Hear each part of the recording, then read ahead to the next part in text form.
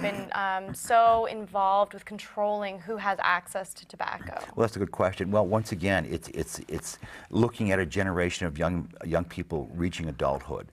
If we allow 1,000 or so individuals to start smoking every day, we're going to dramatically shorten the lifespan of those people. In fact, there have been many statistical reports out, and on the average, and I wrote it down before the show kicked off, we expect that the average lifespan for a tobacco user to decrease by about 7 years. That's a lot. Yes. You know, I mean, people will hopefully live longer as the country matures, but I mean, if you have 85 years of life and you lose 7 because of tobacco use, you're back to like 1915 or 1950 age group in longevity studies. So we really want to stop that. There's just a need to make people aware of the financial health impact of tobacco use. So that's where that comes to fruition.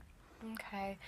Is there any major health concern specifically that you can address here from tobacco use? Well, there's a whole list of tobacco-related diseases. Emphysema, you know, and compromise of your lung system is always part and parcel of it. The fact that just the simple fact that people, when they smoke, will inhibit their ability to be physically active. Okay, you're definitely going to cut into that.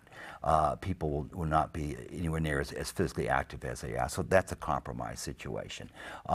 Those, I think, would be and related heart disease, and of course, cancer. Cancer is no longer a death sentence. There are medications and treatments out there that definitely deal effectively with prolonging people's life and treating them if they've had a cancerous condition. But it's a proven fact that use of tobacco products for anybody, you know, adult or a child, whatever the case might be, definitely enhances their possibility of getting cancer.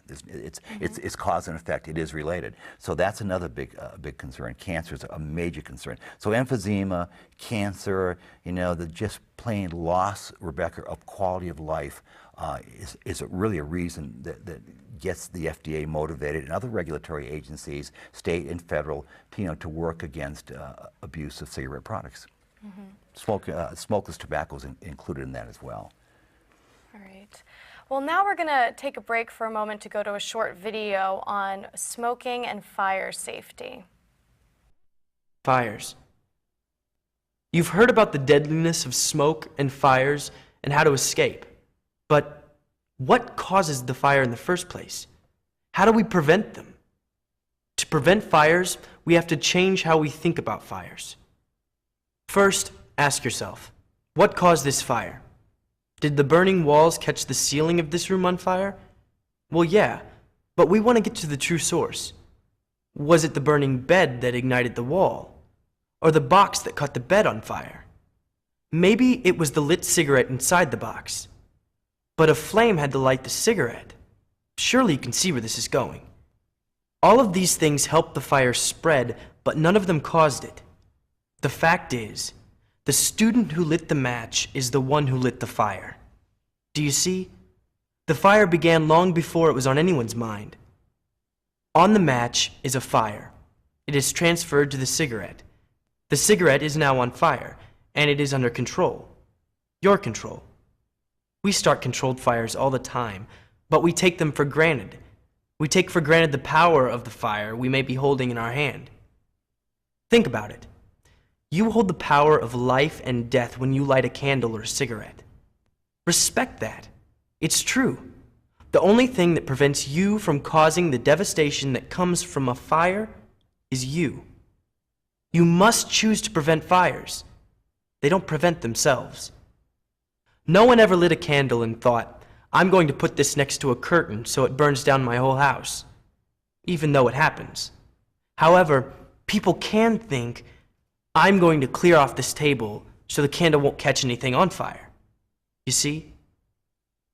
You must be actively aware of your potential dangers and prevent them. Actively prevent them. Here's a couple of quick tips. Your first goal, which guides all other action, is to control the fire or heat source you have created. Think of it as that living thing that wants to escape, and just pay attention to it. It's like having a pet, your own personal pet fire that can easily escape your control. Never leave a flame behind. Don't let it out of your sight. If you do leave the room, put the flame out. Think about how you will replace everything you own. Think about what you can't replace. Your friends, your family. Keep candles and incense in a clean, uncluttered area away from combustible materials. Empty space is the cage of your pet fire. Keep it away from things that can burn, or things that may be blown or knocked too close. Cigarettes are the same way. Don't throw a cigarette that has been lit in a trash can. Even smashing the tip before throwing it away doesn't put it out.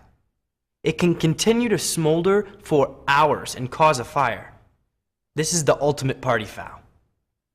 As long as your cigarette, your fire, has heat, it's still your fire, even if you've thrown it away. Use an ashtray, a real one, or run it under some water to douse the heat. Keep it under control.